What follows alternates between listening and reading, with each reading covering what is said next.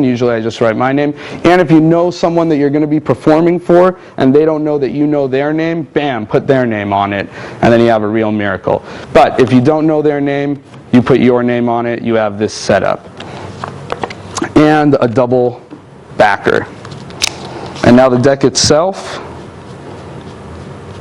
I made the mistake of having Dan sign the card at the very beginning, because you need it to switch out. So we have the 4 of diamonds, the 7 of clubs. So you're going to take out the 4 of diamonds, the 7 of clubs, and now you're set to go. So you have the real 7 that you're going to force on the top, then one indifferent card, it doesn't matter what it is, then the double backer, then the double facer with the 7 of clubs facing down, because you're going to perform a triple with this and you want them to see the 7. Then your signed 4 of diamonds, and then your real 4 of diamonds. So this can be in your pocket, and you just add this to the top of the deck when you want to do this trick. So once again, the setup is top card is the real 7 of clubs, next card is indifferent, the next card is a double backer, then the next one is the signed, the one you signed, with the 7 of clubs facing down, the force card, then your real sign card, and then the blank real version of that card. That goes all there, and you have a little baby in your pocket for the gag. You get a tiny baby, and that's that. I use the riffle force or the slip force for stuff. As I get a little older, I feel like the riffle force is the way to go, but that's because then you don't have to do all of this, wiggity-waggity stuff. So sometimes you could just do a riffle force, tell me when to stop. You force the top card. They look at it. This is where you shouldn't have them sign it just yet. I had them sign it prematurely. You go through one phase. So this is Doc Eason's trick. You go through one phase of it. They put it back anywhere they like. It doesn't matter, because you're not working with that card anymore. You're working with the third from the top, the other 7 of clubs. Snap, you do a triple lift, and now you have their 7 of clubs. It's cool because you have a double backer, so you could separate it from the deck and have them sign it. You just can't have them doing any of this business. So now they go, they sign it, and I will just add to that so you can keep track that that's the 7. They sign it. Okay, and now you, as they give it back, you grab your triple again, and now you flip the whole thing over, this time putting the card back in, but this is your indifferent card, so you're losing it, you're done with it. It served its purpose. Now all you got to do is a double, and boom, ambitious card. So this is where Doc Eason finishes his effect, and then he, bam, flips it over, and it says happy birthday.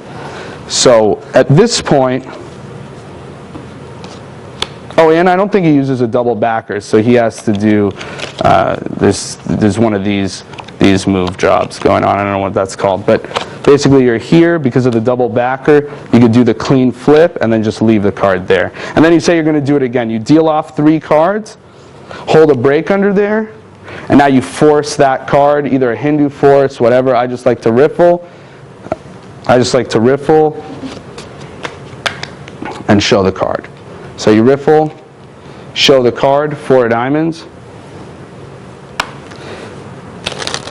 And I like to emphasize moments where I'm not tricking them. So for instance, I'm not holding a break. So you could, don't tell the audience, oh, I'm not holding a break, but really show like, look, this moment, because you want to strengthen the strong moments and weaken the weak moments. And you say, oh, I'm going to read your mind, a little bit of byplay, and now it's really easy. I've done this trick a lot. I can't remember which card I use as the force, but it doesn't matter, because you just go through until you find this mess. This. And then now you just bring this card to the top, the double backer, just like it was moments ago, and now you do another triple lift. And now you're going to do the Erdnase change, I think it's called, where you push forward that card, the heel of your hand pulls back that card, and it's a color change. It's cool because they see a lot of empty space there, and it's not a color change, it's a signed card. So I think it's a little more fooling. If it goes upside down, this is where you say the joke that, oh, I did it upside down too. It's extra hard. People chuckle at that. You show it. Now you do a triple. Put it down. You can box the pack. Take a break for a second, and then I just go in and I steal. I don't have a lot of change at that time, but I steal the little baby out. Where did I put it?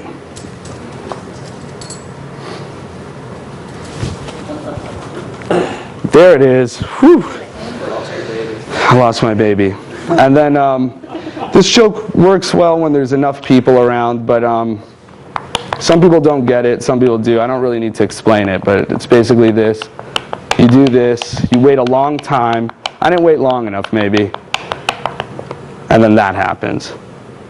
And people don't know what to think until they look back at the cards and are like, ah, I get it, innuendo. So you say, oh, it's a boy or whatever. It's kind of a nice little touch.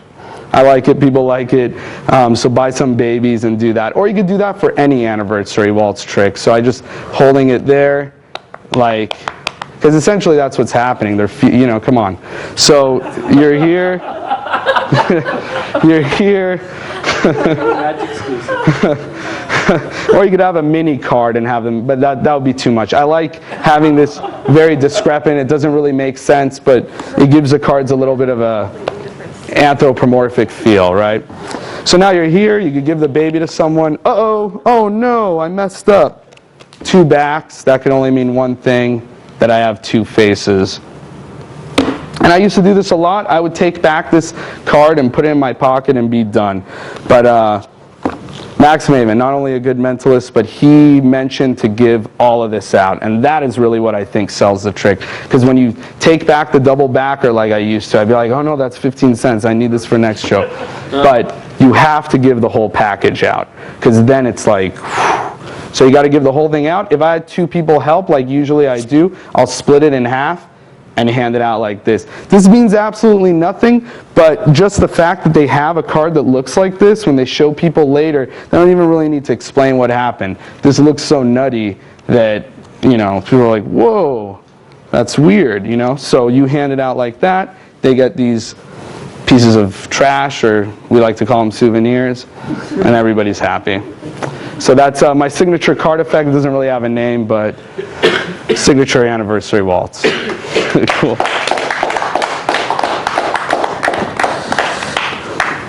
So now I'm going to try a little, something that's a little different, kind of a little bizarre, if you will, something with America's favorite candy, jelly beans.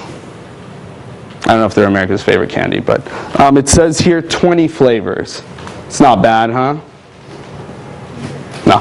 I'm going to hand this jelly bean box out. I want you to just give it a little shake, and then go inside without looking. Go inside and just take out one bean, hide it in your hand, and then maybe pass the box to someone else. I need like 3 altogether, okay? But I don't want you to look at the color of the bean, because you're going to know. You could look at the legend on the side. I just want you to go in, grab a bean, close it, and then the next person shake it up, go and grab a bean, okay?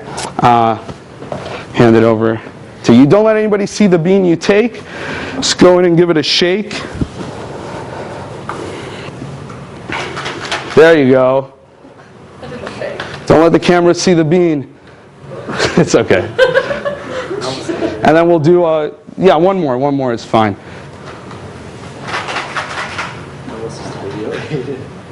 Just one bean? Perfect. All right, now you don't know what flavor you have, right? Okay, I want all of you. I'm going to take one out too. Ooh, well, I'm going to look because I don't want black licorice.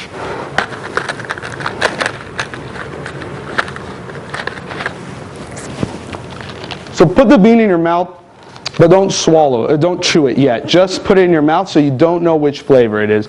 And we have 20 flavors, 52. It's not quite the same, not as many, but oh, let's get that out.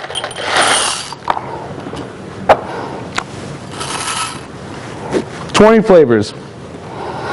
Okay, go ahead, start chewing.